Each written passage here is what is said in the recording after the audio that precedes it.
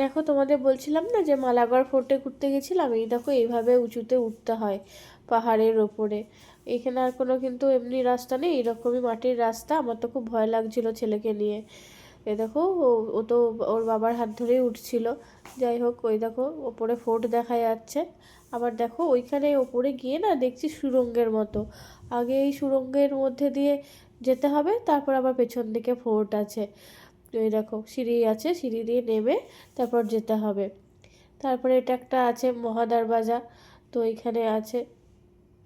তারপরে একটা তোমার লেক আছে, লেক মতো কুয়ো এইসব ছিল। আর ওপর থেকে নিচটা দেখতে খুব সুন্দর লাগছিল, পাহাড়টাও খুব সুন্দর লাগছিল। আরও অনেক বড় বড় চারিদিকে পাহাড় আছে।